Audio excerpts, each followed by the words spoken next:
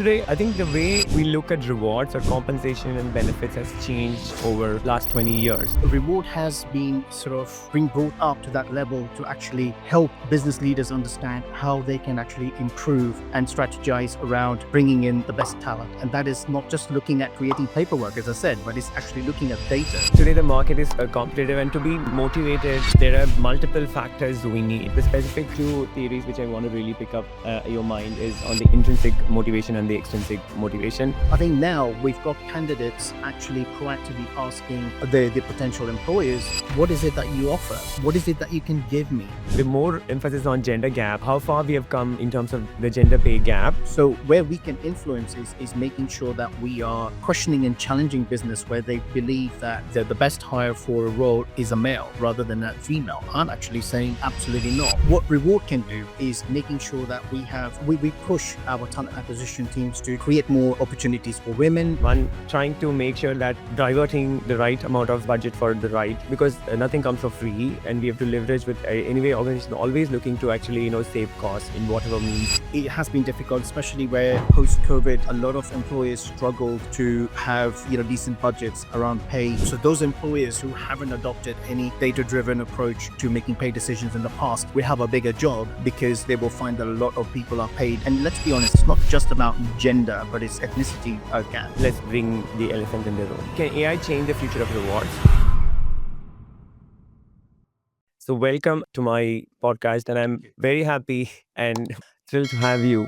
Thank you very much, Naga, and thank you for the introduction. And I'm really happy to be here. Today, I think the way we look at rewards or compensation and benefits has changed over, last 20 years. You have pretty exhaustive experience in this space and working for very, privileged organizations like BT, now in Ferring and Juniper. So let's please give a introduction and what you've been doing. Thank you, Naga.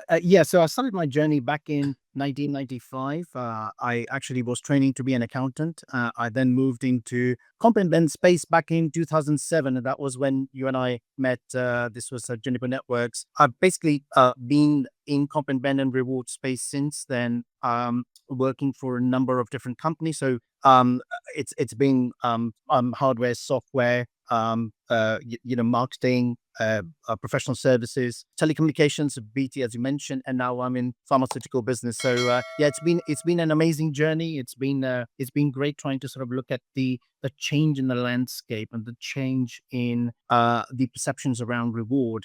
And it's interesting how there is a shift. So you said quite rightly, it seemed very unstructured in terms of the way we were putting our offers together. Now it's a lot more constructed. There's almost an AI program, I guess, that pulls the letters and everything together now, and everything needs to be discussed and considered. Your experience over 25 plus years of experience in this space, things have evolved. From, as you said, it was just a comp and ben was not really as a function which was really looked at from an organization, right? But, while it was more of a back end organization where only during the offer letter probably they will do the math and give the numbers, but then the focus has been only with HR people, while comp and ben plays a major part in terms of people continuing in an organization, not just comp and ben. I think the rewards as a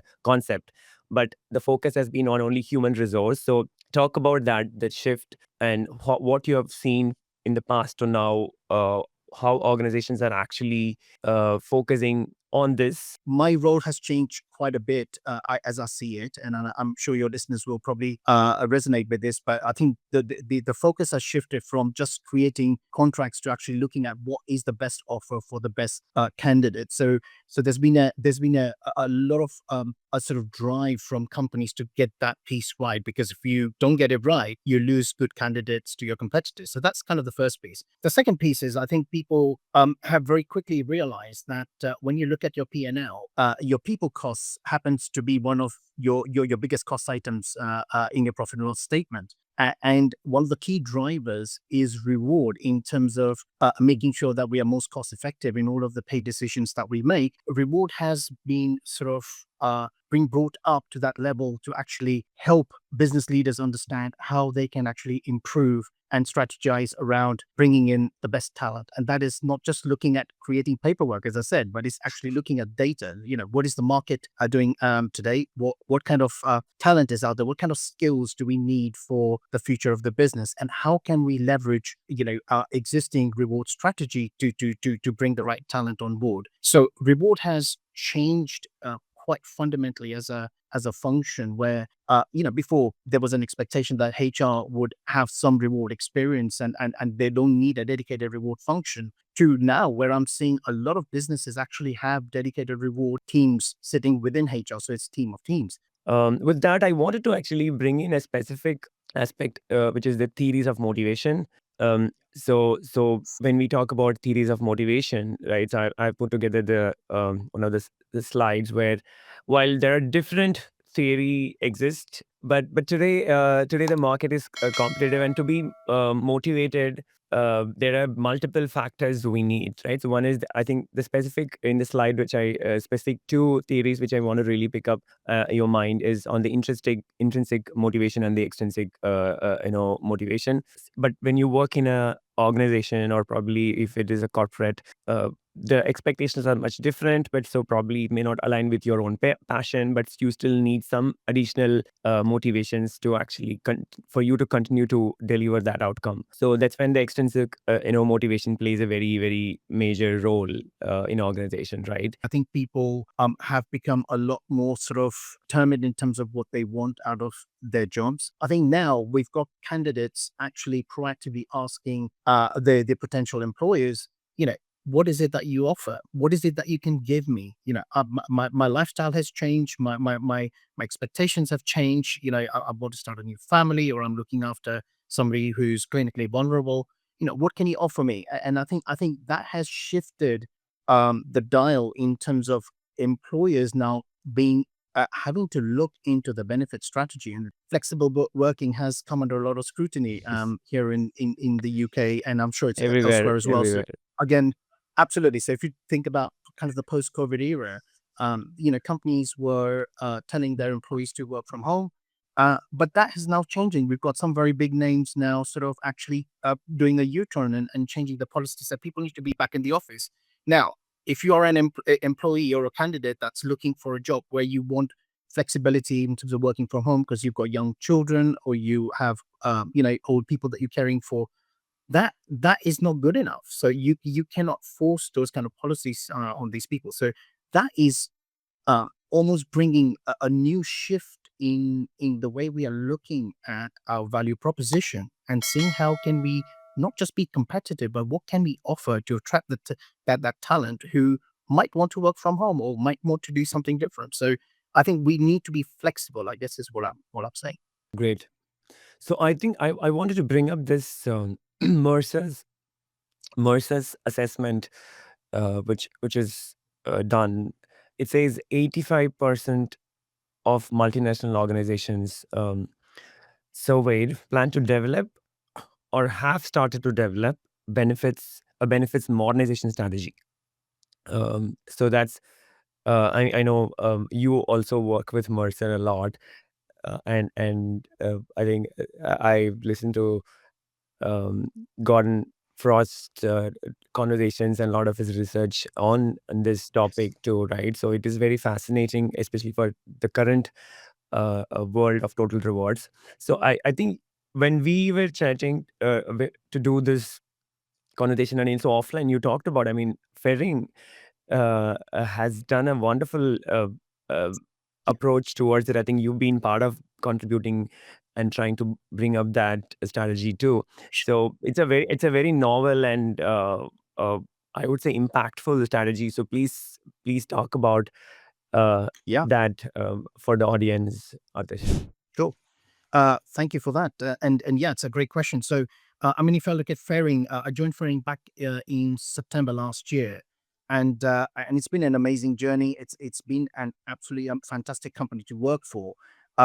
The things that come to mind. So one of the things that actually I was attracted to was the fact that they were big. Although it's a small company, we have some absolutely amazing talent that sits across the board, and some amazing offers in terms of the benefits. And I know this is something that you and I talked about. So at Ferring, we've got a plan called Building Families at Ferring, which is BFF program, and that is all about providing support to our employees around their fertility journey. So just not just looking at sort of providing IVF options, but also looking at surrogacy, adoption, etc. So the company specializes in maternal health.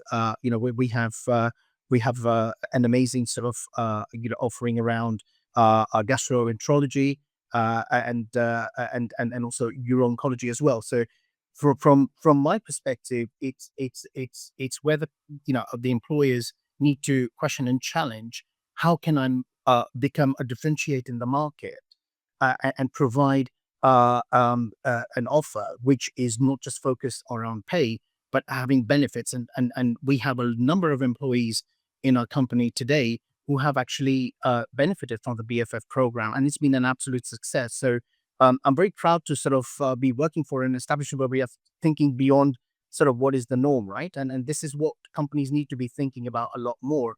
How can we make our benefit strategy so attractive that people are sort of moving focus away from base salary on my offer and looking at what else we have to offer. Maybe one who are looking at actually starting a family, or even after that, I think the support in terms of continuing the benefit, whether be it long parental leave. But I think Europe has been, especially I was very fascinated, and also I liked the whole Nordic approach towards the childcare. So I don't know anywhere else they can compete, but not just the maternal leave, but the paternal leave which you can take is absolutely a blessing for any family to get, right? So I think people, a lot of organization, I don't think so we have to go that far, but at least somewhere in the middle, the organization can think about it. If you look at a lot of companies as of today, they've got some great maternity leave benefits, but it's more on the birthing parent, not on the non-birthing parent. So it's being able to sort of be a little bit agnostic to gender, and saying we offer this to all to men and women, and I think that is what I'm now seeing a lot more in terms of the change and the shift in the approach to parental leave. The more emphasis on gender gap, how far we have come in terms of the gender pay gap, and I think it is gender pay is focuses on the pay gap between men and women. So what has been your analysis and research, and probably how you are looking at your strategies, whether in the current organizations or even in the past, how the data has helped? Pay equity has been a hot topic and a rather controversial topic for a long time. I think if you look at practices and look at UK itself, UK a government implemented gender pay gap reporting a few years ago, and that was exactly to fix the problem of the disparity between average pay for men and average pay for women. And I think that's it's been kind of that name and shame approach, which has now sort of forced companies to look at the gender pay gap. And certainly there's been a big shift in what was previously thought was acceptable, where people could, or employers thought that it was okay to offer lower pay to women than men.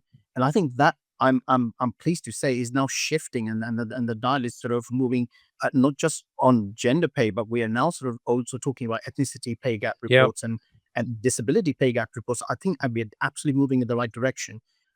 So where we can influence is making sure that we are questioning and challenging business where they believe that the best hire for a role is a male rather than a female. I'm actually saying absolutely not, and we need to be challenging that status quo all the way up to senior leadership level, because that approach is not right, and it's unethical from my own perspective. But What reward can do is making sure that we push our talent acquisition teams to create more opportunities for women. Women should be brought into sort of higher, more strategic roles, not just for operational roles. And but also, I think where reward can help and support is making sure that we are creating offers which are sort of gender agnostic, right? So it's making sure that irrespective of whether you're hiring a male or female, you're bringing the best, most competitive offer. So that's the piece. Absolutely. I think it is important. I mean, whenever there is a government intervention, I think it's going to actually create a create a name and shame, and probably, when you start putting out the reports, it's going to look ugly. But over the period, we have to start digesting the fact that, unless you just look at the data, you will not be able to make a change, right? So unless I see that, so it's always that, right? We think what we think may not be right, but when you see the actual data, you actually have the proof in the pudding. So you need to really act on it. Right.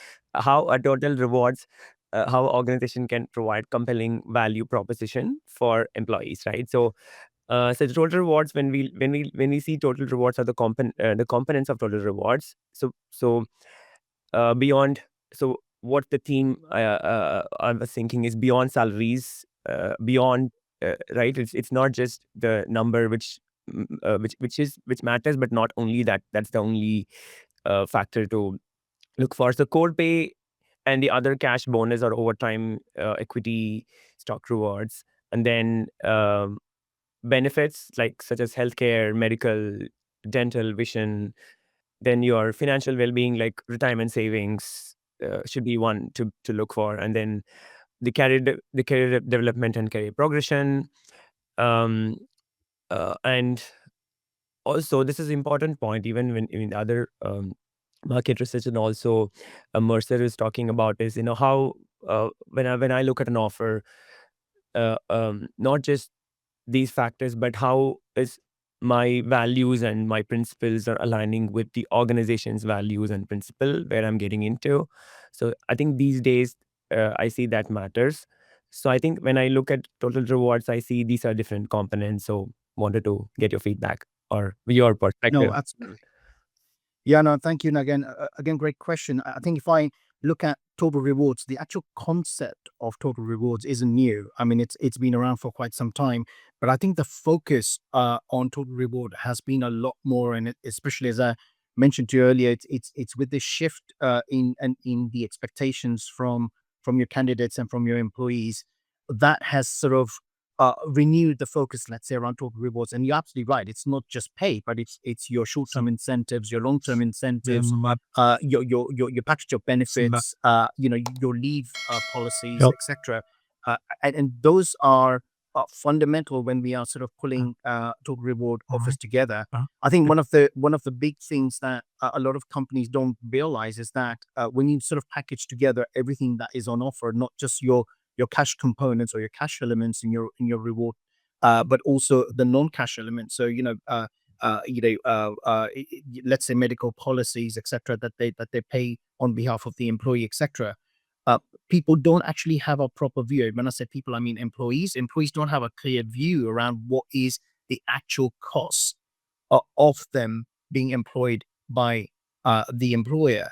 And that's why it's fundamental that where companies have a great set of benefits, it's actually ensuring that we have the right practices in place around having total reward statements and making sure that employees get a full view of what is it that the employee offers to them, both in cash and non-cash elements. And I think that's fundamental.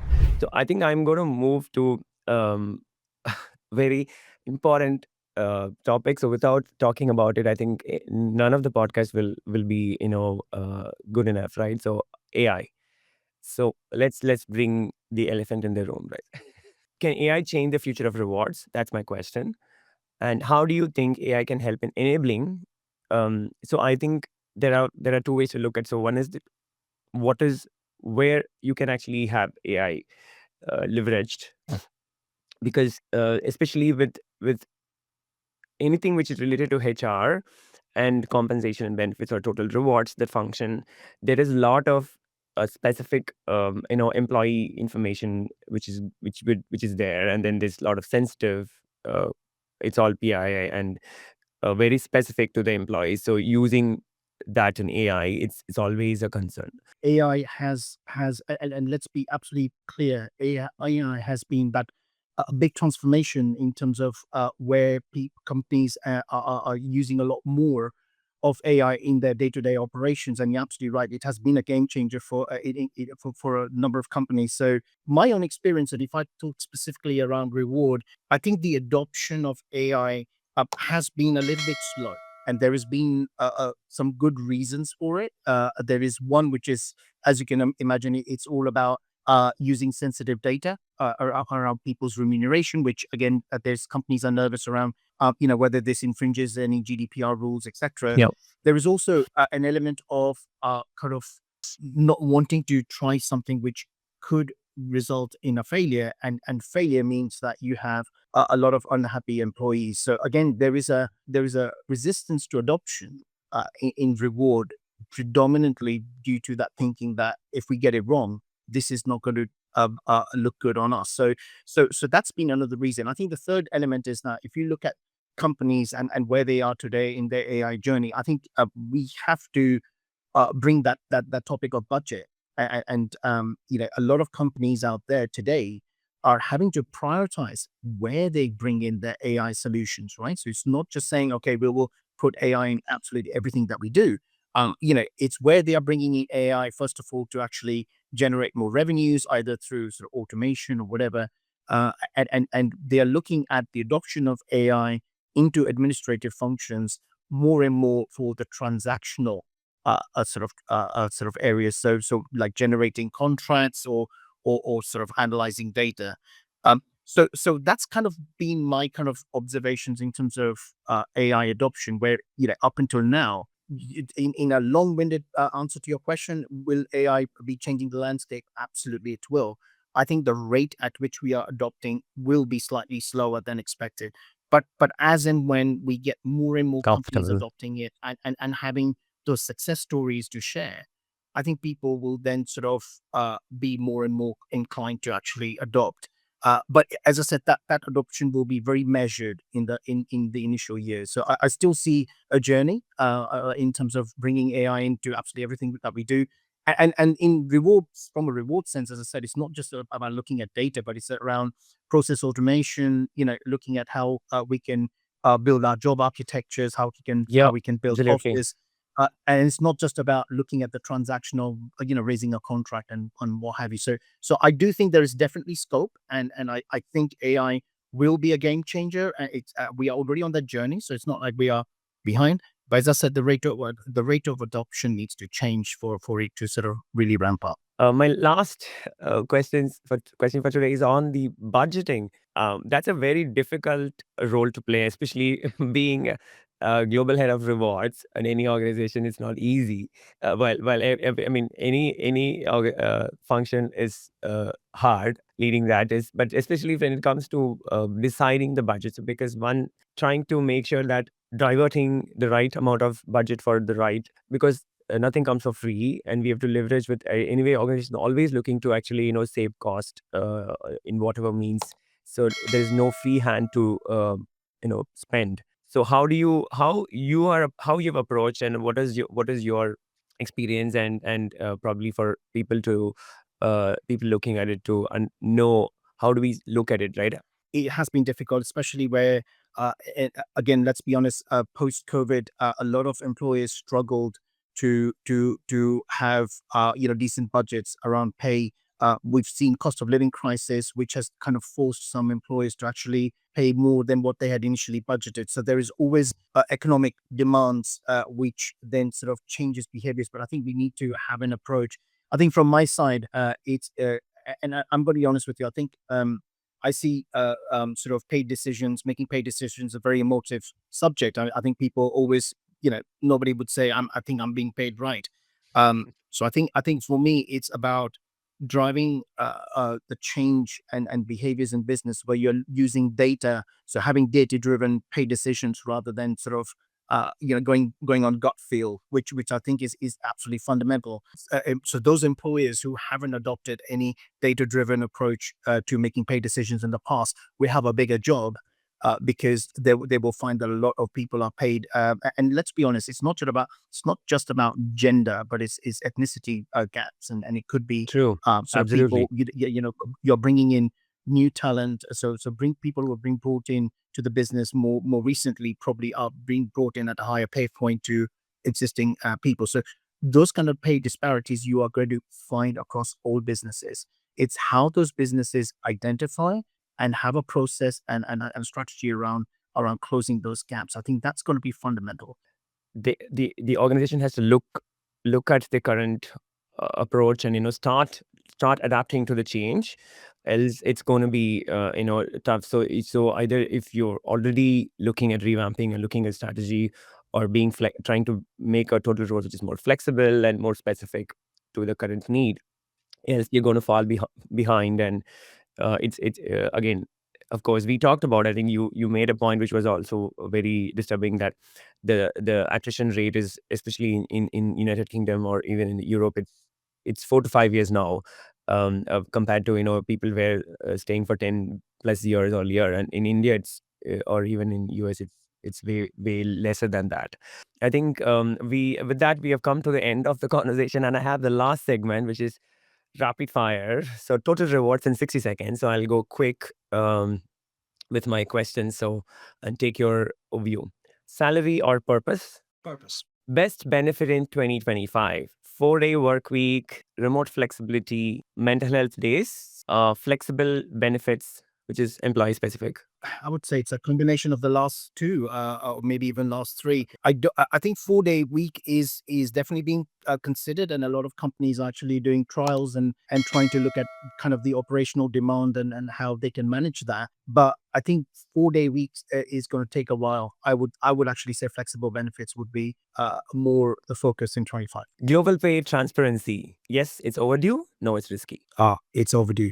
Total rewards equal to just compensation, pay plus benefits plus growth plus culture. It's the last one. Definitely. It's not just about pay. Biggest motivator today: bonuses, career growth, belonging. I would say career growth and belonging is very important for value proposition. Skill based pay or role based pay.